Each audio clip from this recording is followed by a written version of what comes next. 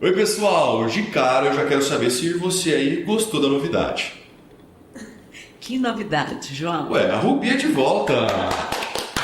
Sinto sua falta, viu? Seja muito bem-vinda e voltou dando spoiler sobre o episódio de hoje porque ela veio de verde. E nós vamos falar sobre justamente isso, carreiras verdes. Não tô falando de torcida de futebol. Rubi, dá uma contextualizada pro pessoal.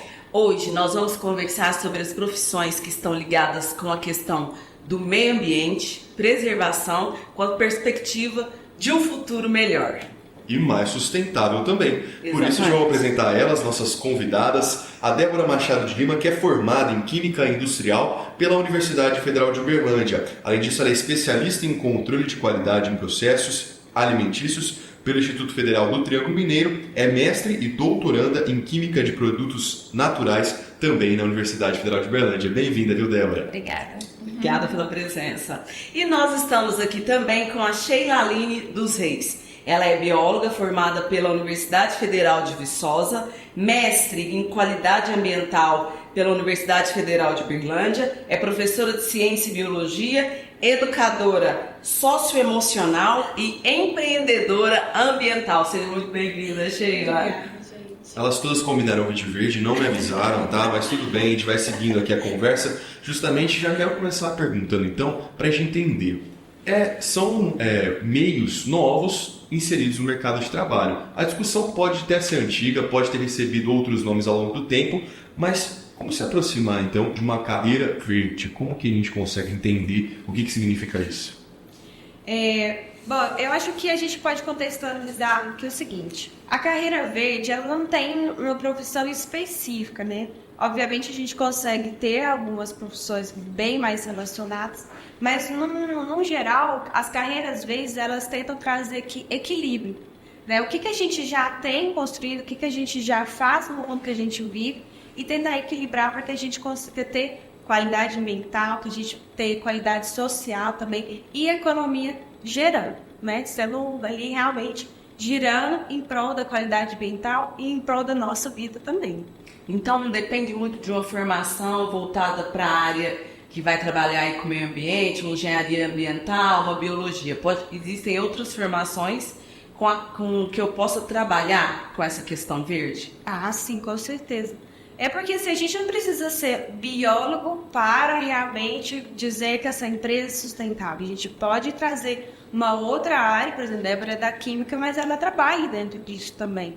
A gente pode ser engenheiro civil e atuar ali dentro para que a construção seja cada vez mais equilibrada, sustentável. E nem só isso também, acaba que a gente volta para engenharia, para esses cursos que de alguma forma lembram meio ambiente, essas coisas assim, mas hoje você pega um curso de administração e nesse curso eles já estão tentando trazer essas matérias voltadas para a sustentabilidade, porque a gente precisa trazer em sustentabilidade, não é mais uma opção, né?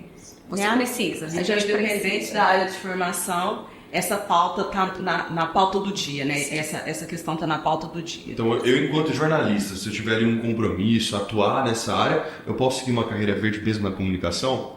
Sempre. A gente tem, por exemplo, os jornalistas esportivos, né? Os jornalistas que atuam com a preservação do meio ambiente, né? O pessoal que vai realmente mostrar o que está acontecendo. Então, dentro de todas as profissões que a gente tem hoje, a gente consegue incluir a educação ambiental de forma transversal. Olha aí, recado importante para o pessoal, né? Às vezes as pessoas acham que são áreas específicas, mas acaba abrangendo talvez uma de seu interesse. Ô Débora, conta pra gente por que então é importante a gente já começar a discutir isso e as pessoas terem essa atenção, terem esse foco em uma carreira sustentável. Eu acho que na verdade a gente demorou, né? Eu acho que agora está sendo discutido porque virou uma emergência, né? Então, antes a gente falava sobre, geralmente não era tão levado a sério, besteira, isso não vai fazer diferença. Hoje não, hoje já é uma emergência. Eu acho que a gente vê notícias, acompanha, a gente está sentindo o calor que está ali fora, não é à toa a falta de chuva ou a chuva em excesso numa hora que você não está esperando chuva. Então já está acontecendo algo e precisa ser feita alguma coisa para a gente conseguir retardar um pouco esses acontecimentos, né? Então, acho que é isso. E independente da área, como pessoas mesmo, civis, como profissionais, isso tem que ser discutido para a gente tentar melhorar de alguma forma o futuro que está chegando, né? Já bateu na nossa porta aí essa questão. Mas ainda dá tempo. Dá. Acho que sempre dá. Eu lembro que há uns 10 anos atrás, enquanto eu estava na escola ainda, a principal discussão, eu acho que até a única quando o assunto era esse, era a tal da camada de ozônio. Então o pessoal batia nessa tecla, passava ano, saia ano. Hoje eu já vejo que há uma discussão muito mais abrangente para essa situação. Não sei se vocês concordam comigo. Hoje eu já vejo que, além dessa dimensão que deram para toda essa situação, mas há uma questão principalmente voltada da participação da indústria nesse segmento, mas também dos governos, e isso trouxe uma palavrinha nova, ESG, que é a sigla, né? E pode ser que para muita gente às vezes já ouviu no jornal, já leu alguma coisa sobre isso, mas é uma sigla que tem impactado também a carreira de muita gente e o desenvolvimento profissional. Sim. Explica pra gente, então, o que seria. Bom, vamos lá. Como você mesmo disse, né, a gente falava muito sobre camada de ozônio. Inclusive, estou trabalhando isso com os meus alunos, são dos impactos da camada de ozônio. Mas a gente já sabe que isso é um pouquinho dentro da imensidão de coisas que está acontecendo diante da destruição, né, do meio ambiente. E essas palavrinhas ESG, por exemplo, ela é muito nova. Não que ela seja assim, coisa de hoje. Mas agora a gente consegue perceber essas palavrinhas, essas ferramentas acontecendo, justamente para que as empresas que são colocadas como grandes poluidoras, com grande potencial de devastação, a gente inclui essas palavrinhas, a gente inclui ferramentas de sustentabilidade, relatórios e outras coisas, para que essa empresa ela consiga comprovar para mim, para você, para o órgão legislador, para todo mundo, que ela realmente está construindo, ela está se desenvolvendo, mas ao mesmo tempo ela está ali junto com a qualidade ambiental. Então ela está provando de forma pública, inclusive, com o social, com a economia e com o ambiental. A Débora trouxe para a gente uma questão que nós demoramos aí, né, para acordar, para agir sobre essa questão da sustentabilidade, da preservação ambiental. E aí, diante disso, quais são os grandes desafios que os profissionais que atuam na área da sustentabilidade enfrentam? São muitos os desafios? Se nós demoramos para chegar... Pelo jeito a lista tomou até água. Nossa! A gente tem conversado. A gente falou exatamente sobre essa discussão antes de entrar. Tem inúmeras dificuldades. Tem dificuldade como professora, tem dificuldade como pessoa da sociedade mesmo, que só está tentando fazer alguma coisinha. A gente brincou que o maior talvez seja ser levado a sério, né? Melhorou, eu acho, né? Tá melhorando. Tá. E agora falando um pouquinho do que eu tenho mais capacidade para falar. Eu tenho uma empresa hoje que é voltada para a sustentabilidade. Então, eu tenho uma empresa de cosméticos, faço cosméticos naturais de forma artesanal, voltado para a sustentabilidade, né? Eu faço meus produtos pensando nisso. E eu comentei com a Sheila que a dificuldade eu sou considerada uma empresa gigante. Então, eu sou uma indústria, né? Então, precisei passar por um processo de regulamentação. E hoje a minha empresa, ela é tratada como indústria química, independente do que eu uso, da forma como eu produzo. Eu, por exemplo, não uso nenhum produto que vai agredir o meio ambiente. Eu não preciso ter descarte especial para nada, porque eu não uso esse tipo de matéria-prima. Mas eu sou tratada como uma indústria que usa reator o dia inteiro, por exemplo. Então, é difícil, a minha dificuldade enquanto empreendedora nesse ramo é conseguir me manter, né? Porque como eu sou tratada como uma empresa grande, às vezes eu não consigo, financeiramente mesmo falando, me manter do jeito que uma empresa grande consegue. E aí tem outras dificuldades como civil, né? A gente fala, sei lá, vamos fazer a coleta seletiva do lixo no condomínio. Besteira, pra quê? Né? Então, assim, a gente pode falar várias, né? Enquanto empresas, enquanto professoras, enquanto civis mesmo. para a gente ter dimensão, assim, você acha que é porque o impacto é um pouco gradual, que as pessoas demoram para se atentar a essa emergência? Eu acho que agora a gente está vendo mais, né? A gente consegue mostrar melhor o impacto que essas mudanças estão fazendo. E eu acho que basicamente isso mesmo.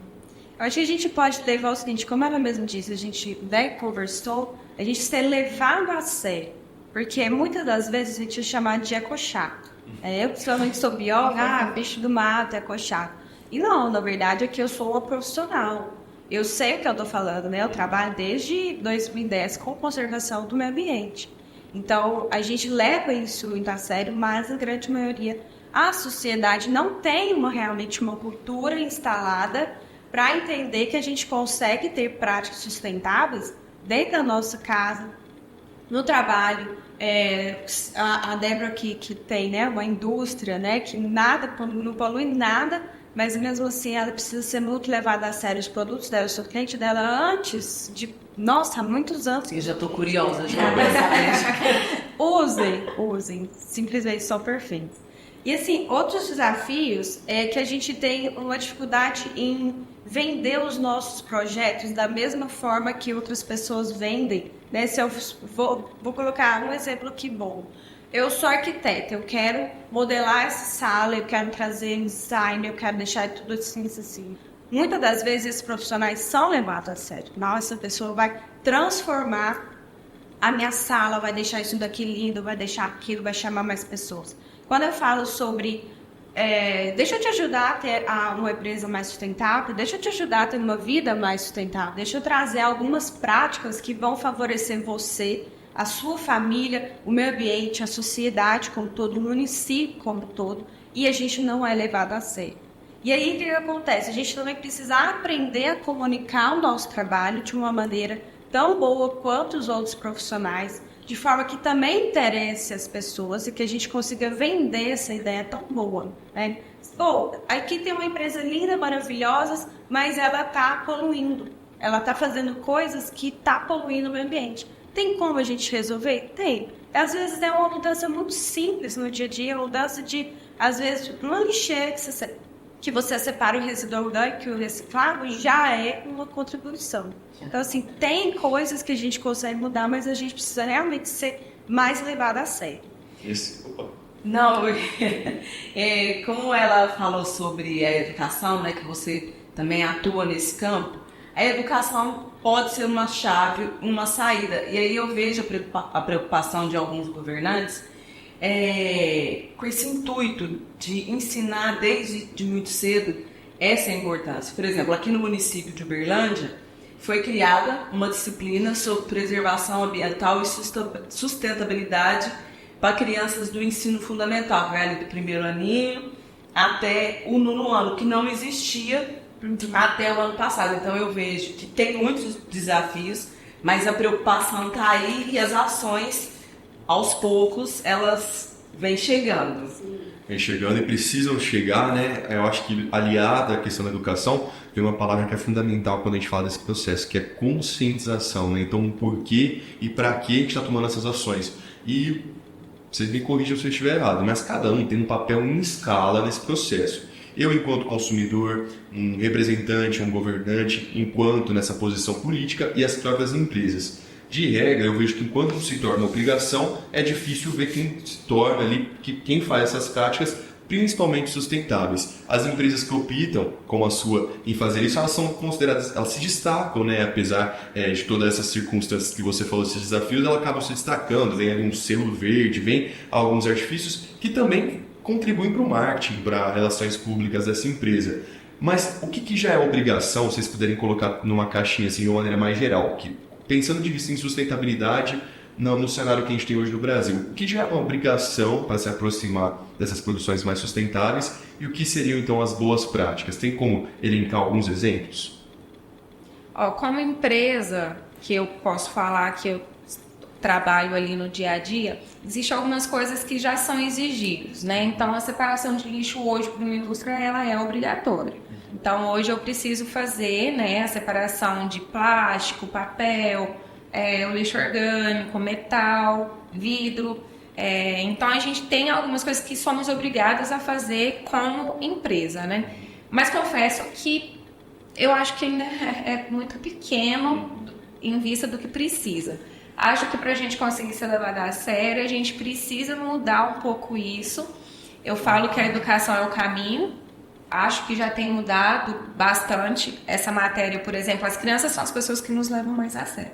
Eu acho que é fundamental a gente ensinar, começar no ensino fundamental mesmo, porque a criança, ela aprende, ela quer aprender. Então, se você ensina ela a separar o lixo, ela vai chegar em casa e ela vai dar um jeito do pai e da mãe separar aquele lixo. Ela vai tentar, pelo menos. Sim. Então, acho que começa aí.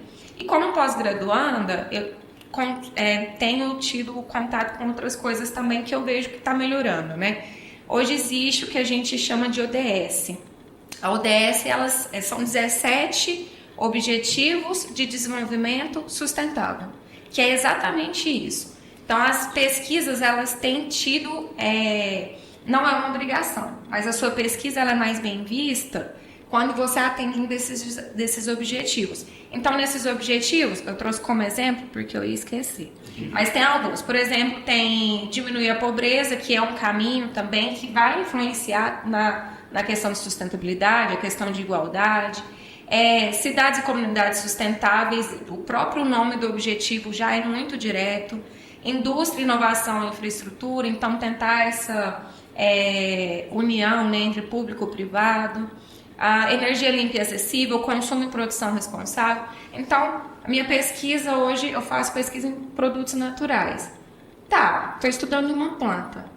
E aí? Por quê? O que isso vai influenciar em Uberlândia? Ou no Brasil, no estado, em Minas? Então, as pesquisas elas estão começando a ser focadas nisso também. E dentro desses objetivos tem a sustentabilidade. Então, acho que o caminho é educação. Tem as especializações, né? A Sheila, por exemplo, a especialização dela já é voltada para o ambiental. Então, acho que esse é o caminho. Falta muito ainda. Acho que é casar, né? Civil, governo, empresa, público, privado. A hora que a gente conseguir fazer essa engrenagem funcionar, vai ser mais fácil. Vou abrir até um parênteses nessas ODS que você falou, para aproveitar para falar com você sobre carreira nesse momento, porque para você que está começando no mercado de trabalho ou está no período da faculdade já e quer um estágio, às vezes até enfim, está nesse processo, essas ODS elas se transformaram dentro das próprias carreiras, inclusive já fazem parte de muitos programas de estágio, fazem parte de muitos processos seletivos, porque há empresas que, apesar do tamanho, elas se comprometeram com essas ODS, fazem parte aí da estratégia dessas empresas. Então, se vocês puderem deixar já uma dica para o pessoal que queira se aprofundar um pouquinho mais sobre o tema, algum canal, algum filme, alguma coisa para que as pessoas já tenham dimensão do que seriam então essa discussão em cima das ODS e começar a se preparar para o mercado de trabalho, que muitos locais já exigem esse conhecimento. O que vocês falariam? Tem um canal que vocês gostam? Nossa. Além do Bitar Educação? Então, deixa eu pensar. Assim, eu vivo dentro da minha bolha ambiental, né? Então, eu sigo muitos perfis que falem sobre sustentabilidade, sabe? Mas, assim, o que eu diria para os jovens, né, para as pessoas que vão assistir? Procure ali no YouTube, sustentabilidade. O que são ODS? Pelo menos para introduzir o conceito, introduzir o que é ODS, quais são, por que existe isso no mundo, né? Procure no YouTube, você vai encontrar algum vídeo sobre isso.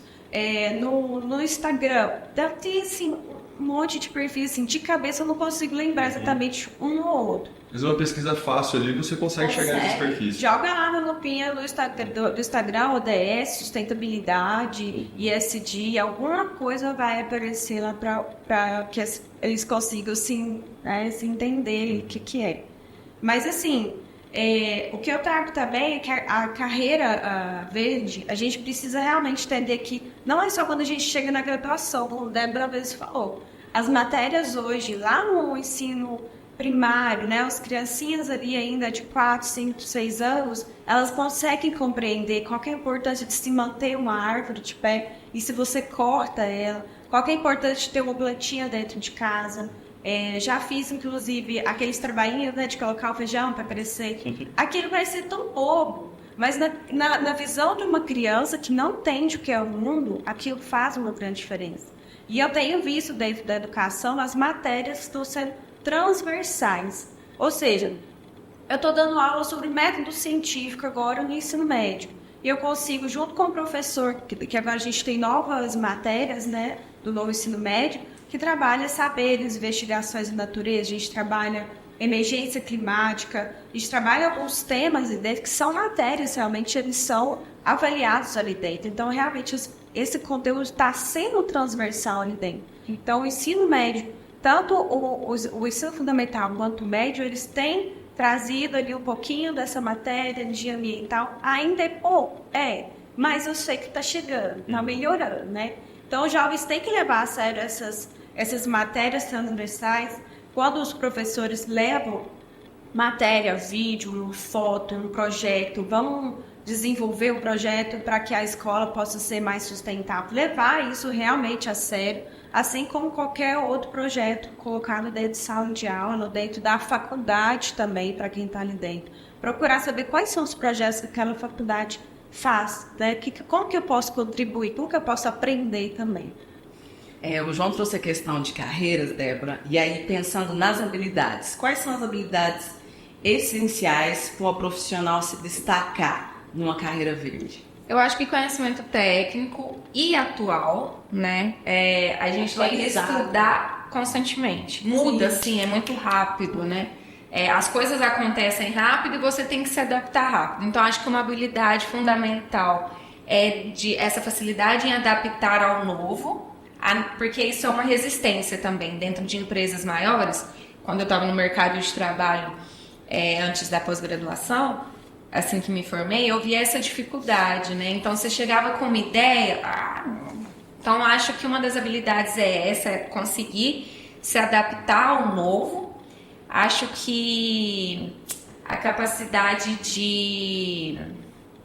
Ali eu coloquei persistência. Resolver problemas, né? Persistência, com certeza. Eu acho que resiliência mesmo, né? Aguentar e não desistir de falar, né? Não ter problema em ser a pessoa chata. Eu acho que isso tudo tem uma base muito grande, que é no propósito que vocês têm, né, em cima disso. Porque eu acho que a carreira verde, ela é resultada também, ela tem essa questão importante do objetivo, não só você trilhar ali uma profissão, mas também o propósito de você estar seguindo. Estou errado? Não, propósito faz mas parte eu disso. também acho que tem que começar a ser uma obrigação. Obrigação. Eu acho assim, eu e Sheila, sozinhas, querendo abraçar e resolver o mundo, a gente não vai conseguir. Eu falo muito isso como Débora, eu falo isso muito como Debrice, que é a minha empresa. Sou vegetariana, por exemplo. Parei de comer carne. Vai resolver o problema? Não vai. Né? A Debrice sozinha, uma empresa pequena, vai resolver? Quando eu falo de um problema maior, não vai. Mas assim, se a Debrice não fizer, vai ser um problema também. Então, acho que tem que começar a ser uma obrigação para as empresas começarem a investir nisso mesmo. E para as pessoas que querem buscar uma carreira, querer estudar sobre, né? Independente, não precisa ser biólogo, não precisa ser químico. Hoje a gente tem tecnologia verde, né? O exemplo da arquiteto, hoje tem projetos voltados à construção civil, é um mercado assim que tem infinitas possibilidades para melhorar isso na questão ambiental. E entra dentro da ODS, cidades sustentadas. Então, assim, você não precisa estar ali levantando uma bandeira tão grande, nossa construção é sustentável. Mas, tem como melhorar, tem como construir isso aqui de uma maneira mais sustentável, né? Então, sim. Eu trago aqui com né, essas habilidades, persistência, autoconfiança, resiliência, comunicação. Eu acho que a comunicação está faltando bastante ser melhorada na escola, dentro das empresas. Eu acho que a cultura que a gente tem, falta ali realmente uma educação para que eles consigam verbalizar. Eu vejo muito sobre. Isso, eu vejo pessoas que têm muita coisa dentro do cérebro, mas não conseguem pôr para fora. Tem muitos jovens que às vezes entendem o que a gente está falando aqui, mas não conseguem verbalizar, e isso é muito importante. Isso é importante também para fazer network, né? Desde cedo, mesmo se esteja ali ainda no ensino médio ou na graduação, comece a procurar seu network, comece a falar a linguagem que nós estamos falando aqui com facilidade, para que isso se torne realmente algo mais fácil. mais tangível para os jovens que querem seguir essa carreira verde. Eu imagino que a comunicação seja um papel fundamental nesse processo e também tem uma responsabilidade muito grande de conseguir traduzir isso. Espero que nesse episódio do Bitar Podcast você esteja compreendendo o que a gente está falando e eu e a Rubia tá aproveitando para tirar dúvidas aqui também e fazer o compromisso de levar também para as próximas conversas um pitaco do que a gente vai conversar na mesa de hoje sobre sustentabilidade. Agora eu vou trazer uma polêmica, porque no Bitar Podcast a gente também gosta disso. E aí eu fico pensando assim, quando o assunto é sustentabilidade, um caminho, falando em comunicação, que muitas pessoas utilizam é o do terror. Então é a onda de calor, você vai acontecer tal coisa, o mundo vai acontecer tal coisa, é o terrorismo.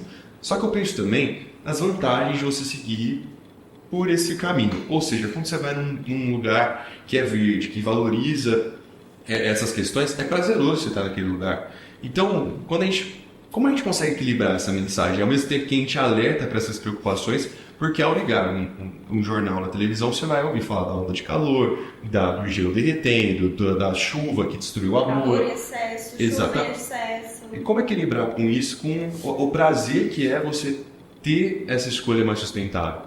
Bom, a gente já vê o terrorismo acontecendo na pele, nas reportagens, no dia a dia, mas eu acho que o que a gente precisa, inclusive pessoas que trabalham nessa área, é trazer as partes boas também.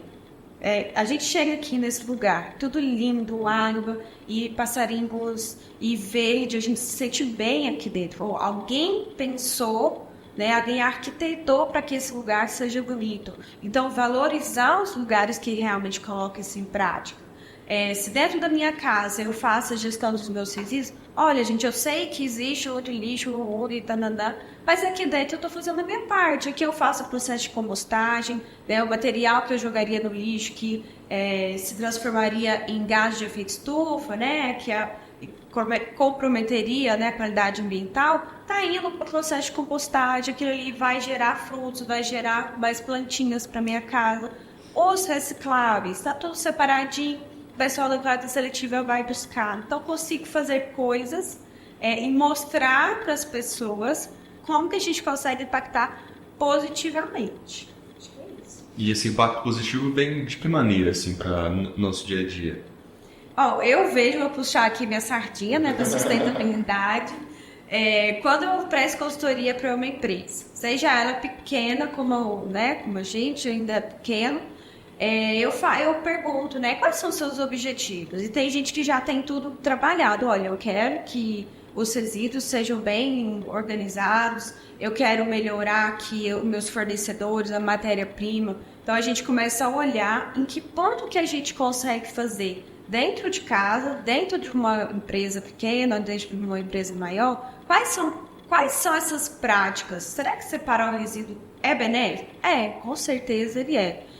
Comprar uma matéria-prima, por exemplo, deve comprar as melhores matérias-primas do mundo para fazer os produtos. Então, faz diferença? Faz. Porque está vindo de uma origem certificada, está vindo de um lugar bom, de um lugar que às vezes extraiu do meio ambiente, mas que ali ele está seguindo a legislação, está seguindo ali todos os protocolos para que chegue até nós, consumidor final, boas coisas. Eu fico imaginando o potencial de tudo isso. Ô Débora, ela já fez o merchan aí, mas eu queria saber que momento da carreira que você estava, que deu esse start que você precisava seguir, abrir a sua empresa. Conta pra gente um pouquinho desses bastidores, porque pode ser uma história que sirva de inspiração para muitas pessoas. A Nebrissa, ela surgiu por conta da sustentabilidade mesmo. Eu trabalhava em empresa privada, na minha área, de química. E quando eu abri a Debris foi no momento que eu tive mudanças pessoais mesmo, Então foi quando eu me tornei vegetariana, e aí eu procurava por produtos mais sustentáveis para mim, na época, que foi em 2018, 2019. Se falava disso, mas não falava tanto, era mais caro, não era tão acessível. E eu queria mostrar para as pessoas que tinham como a gente fazer pequenas mudanças. Então a Debris, ela nasceu na minha busca pessoal por um caminho mais sustentável. Eu sempre gostei, quando eu fui escolher química, fiquei em dúvida entre engenharia ambiental, que eu brinco que a profissão do futuro, que o futuro ainda parece que não chegou, que agora que está vindo. Então eu sempre fui mais ligada para esse lado e eu sentia falta. Eu sentia falta de um produto mais acessível. Eu sentia falta de alguém que entendia o que estava fazendo. Então, o natural, né, ele é perigoso, assim, a venda dele, né? É porque é natural é melhor, ou se é natural mesmo posso fazer. E aí, como química, eu falava assim, não é possível que é só misturar as coisas ali que vai funcionar. E teve esse boom, bem em 2018, 2019, da cosmetologia natural. E eu falava assim, eu, como química, preciso entender como que esse natural está fazendo efeito e funcionando. E a Debrice surgiu disso, da minha curiosidade mesmo, da minha busca pessoal por um caminho mais sustentável. E aí eu fui estudando, eu fui vendo que os produtos naturais, eles tinham potencial, tem um potencial gigantesco, mas muitas vezes as pessoas não sabiam como usar. E aí eu acho que é o que a Sheila falou. A gente precisa falar sobre os pontos positivos, né? Então, por que eu faço esses cosméticos naturais? Hoje a gente pega uma indústria grande, igual você falou no marketing, né?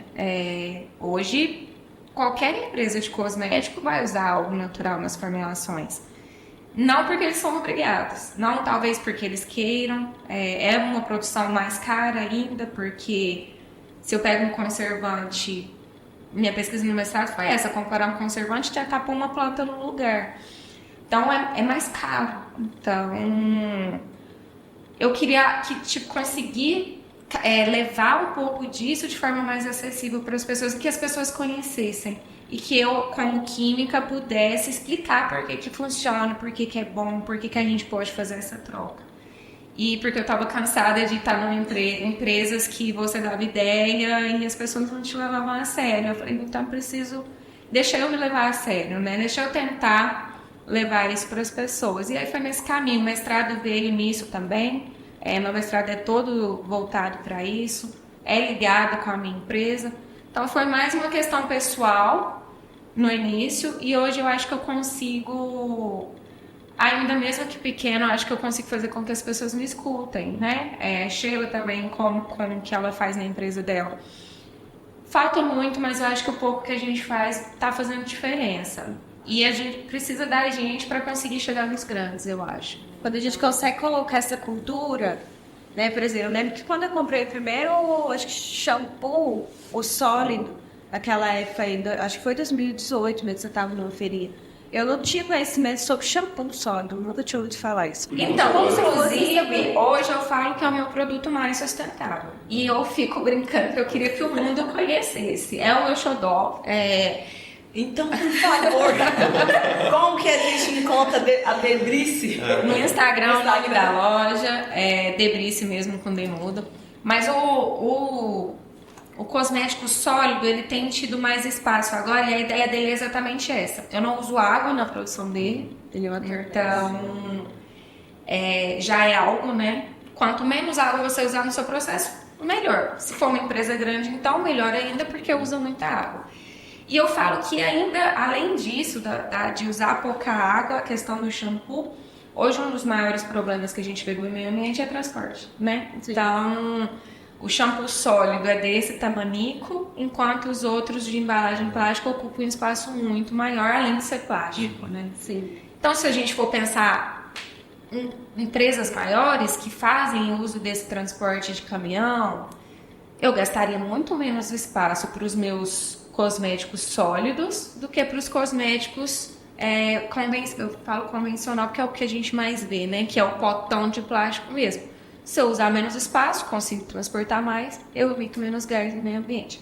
Hoje, o shampoo sólido, ele não só o shampoo, tem cosmético, inclusive estou tentando ir para esse caminho. Tem creme, tem desodorante, tem lip balm, tudo sem água no processo, que são cosméticos mais compactos com essa ideia. Menos água, menos transporte, porque menos espaço. E funciona que uma beleza. As pessoas só precisam dar uma chance. Empresas de baixo Conhecido.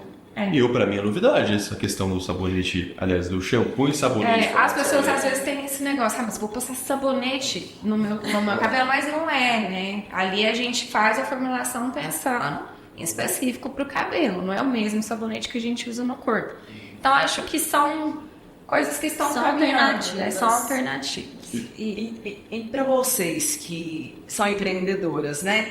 A população, ela tem buscado por essas alternativas? Eu acho que sim. E Tem aceitaram certeza. essas alternativas? Tem uma crescente, Sim, então. porque eu acredito que, eu vou falar por mim também, eu acho que a mudança ela começa ali dentro.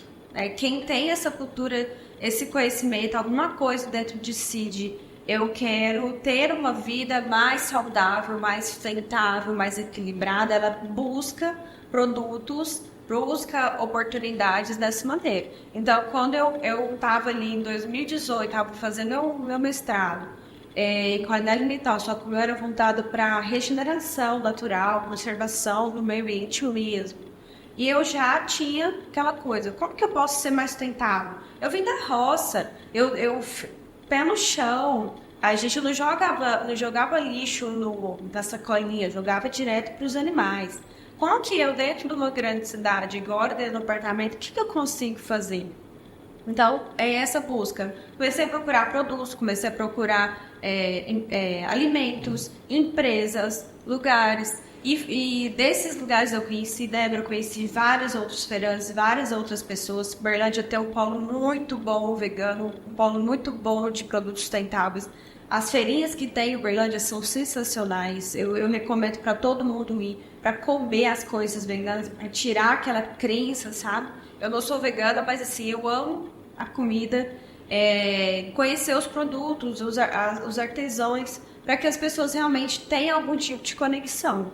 E pensando nesse lado também, foi onde surgiu a minha ideia. Como que eu posso separar meus resíduos de maneira correta, tanto dentro de uma grande cidade, dentro de um pequeno apartamento, estudando qualidade ambiental. E aí que surgiu para mim o processo de compostagem doméstica, que é você compostar dentro da sua casa os seus resíduos.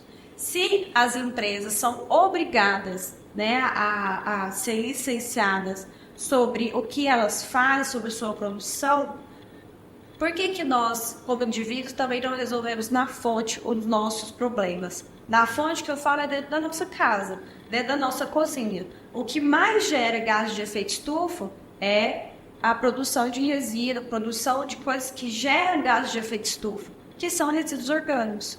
Então, vou aplicar dentro da minha casa. E foi assim, eu consegui aplicar dentro da minha casa, comecei a replicar isso nas redes sociais de uma forma muito despretensiosa, sem nenhum intuito financeiro, sem nenhum intuito de beleza, nada.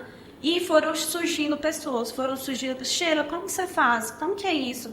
Sheila, aconteceu isso na minha composteira. E foi aí que eu entendi que as pessoas realmente gostam de falar sobre isso. Elas realmente precisam de pessoas que entendam o que a gente está falando. E aí entra a questão de dar o espaço para a gente falar. Então, por exemplo, como cidade, né? O que a gente pode fazer? Então, ter pessoas... E aí entra mais na questão política mesmo, né? Ter pessoas que incentivem e que dê espaço para a gente poder falar sobre isso, né? Então, a Sheila comentou das feirinhas, divulgar mais essas feiras, os pequenos produtores, e aí isso a nível municipal, estadual e federal também. Então tem comida nessas feiras também? Tem muito. Eu confesso que eu gosto. E como vocês viram assim, essa aceitação do público de uma maneira que essas pessoas não só aceitam para a vida delas, mas elas acabam se tornando também parte desse testemunho para outras pessoas. Elas acabam levando, trazendo mais gente. Como é que funciona? Com certeza. A gente vira uma comunidadezinha ali, sabe? A gente tem grupos no WhatsApp, por exemplo, de Veg Friends, que aí você não fala somente sobre comida, sobre produto vegano, mas fala sobre, inclusive, causas animais, causas das mulheres, causas de ajuda social mesmo. As pessoas precisam de alguma coisa, o pessoal realmente ajuda. Então tem essa comunidade. E em cima desse estilo de vida, vocês acham que tem algum muito mito?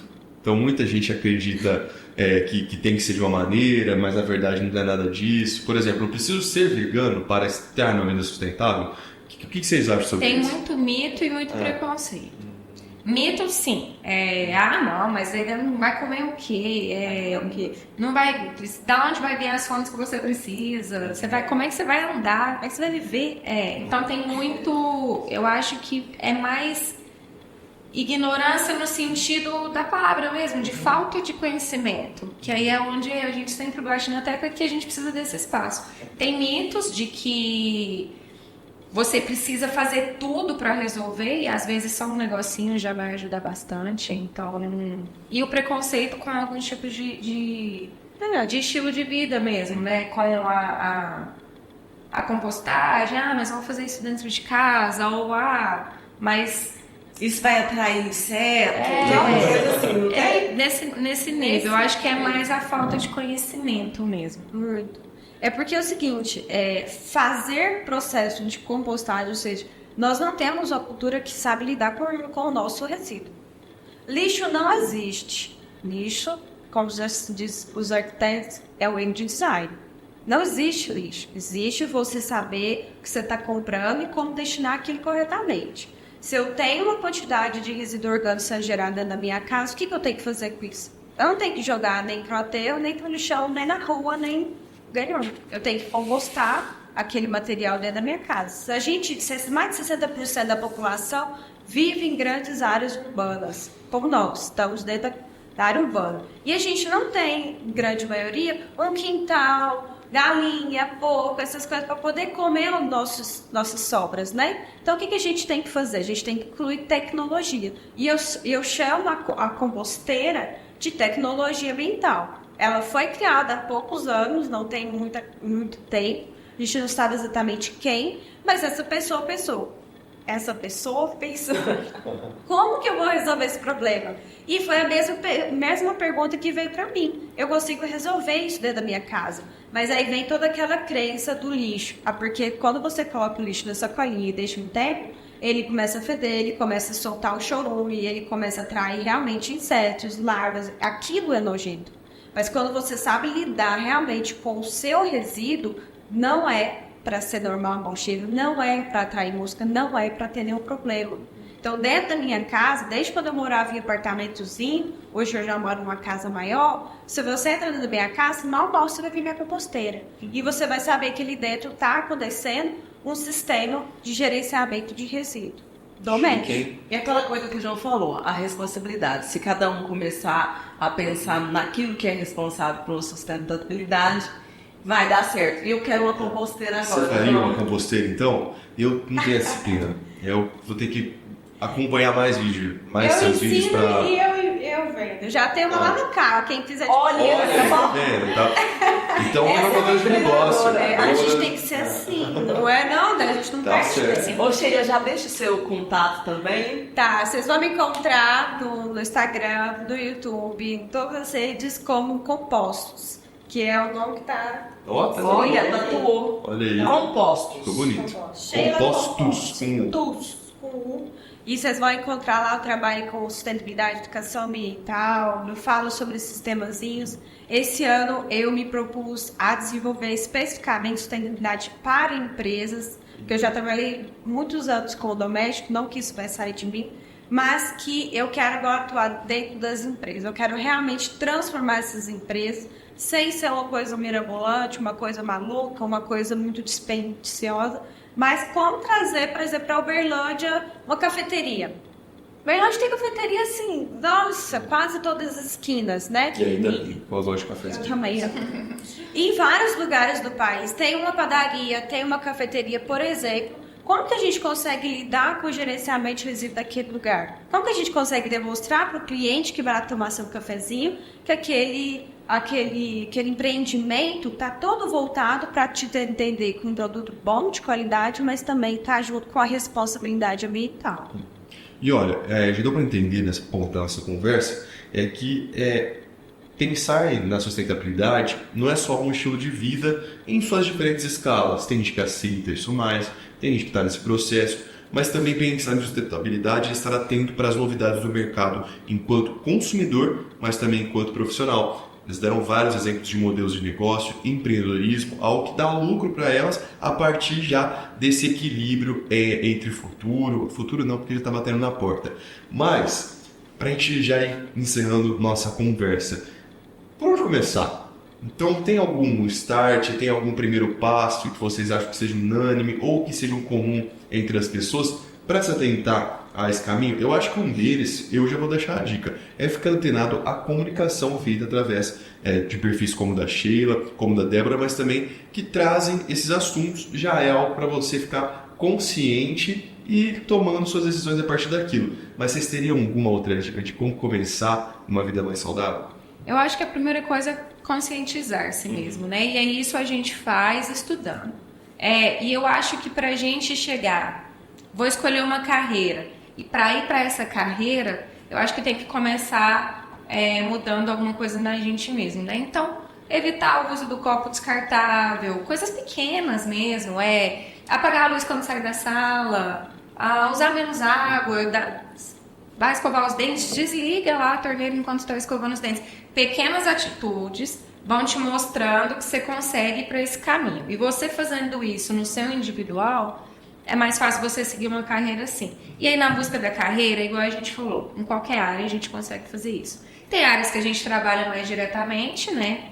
As nossas, as profissões que escolhemos, mas construção civil, tecnologia, que né, muitos jovens querem ir para essa área do TI. Tem inúmeras coisas possíveis para ajudar aí. Precisa deles, inclusive. Sim, Pessoal da tecnologia que gosta de tecnologia, que sabe programar, por favor, entrem, vamos fazer parcerias, trazer tecnologia para melhorar os processos, as construções, os empreendimentos. A gente realmente está com escassez de tecnologia para a área ambiental. A gente precisa de aparelhos melhores, mais eficientes, a gente precisa de realmente saber como construir aliado com a tecnologia. A gente já está tão moderno em 2024, mas ao mesmo tempo atrasado, né? E outras coisas. Exemplo é embalagem, né?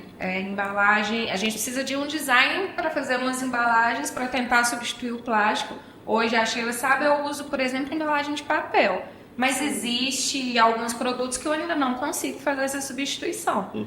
Então, inúmeras áreas, muitos caminhos. Eu acho que é isso, começar em casa, porque não adianta a gente querer estudar isso, mas em casa fazer totalmente o contrário do que eu estou estudando, né? Então, acho que o caminho é esse.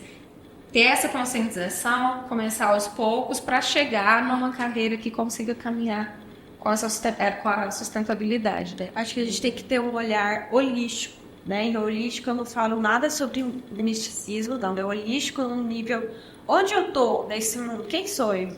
Eu realmente preciso comprar diversas coisas, eu preciso ter um quarto só de roupa, só de sapatos, só de joias, eu preciso de tudo isso para me sentir feliz? Será que eu consigo, dentro da minha possibilidade, independente financeiro ou não, contribuir para a minha vida, para o meu corpo? O que eu estou passando de maquiagem aqui hoje? Ela beneficia meu bolso? Ela beneficia minha saúde? Se eu passar isso daqui, vai melhorar o que eu já tenho? O shampoo que eu passo, né? O esmalte que eu uso, a roupa que eu estou vestindo, realmente ela impacta na minha vida? Ela impacta na vida de outras pessoas? Isso começa muito também com o minimalismo. A gente vem crescendo muito esse nome. Para quem não conhece, é uma forma de viver com menos. Não necessariamente eu preciso ser pobre para ser um minimalista, mas eu preciso ter o que eu preciso para sobreviver. Eu não preciso ter tudo, eu não preciso extrair tudo que o meio ambiente consegue me dar, mas eu consigo sobreviver, eu consigo manter limpa, bonita, cheirosa, educada, respeitosa, tendo coisas que realmente eu preciso para sobreviver. Alimentando de boas comidas, comprando da agricultura familiar, orgânica, procurando produtos bons como da Debris, procurando assessoria para quem precisa, para quem tem uma empresa, ou para quem tem uma residência. Sheila, o que eu posso fazer aqui dentro da minha casa para contribuir para o meio ambiente? Procure pessoas que realmente entendam do assunto, que ela vai te direcionar. Então é um olhar dentro que vai trazer para fora. E eu acho que isso, como consequência, né, como sociedade, eu acho que a sociedade ela é feita, né, de vários indivíduos.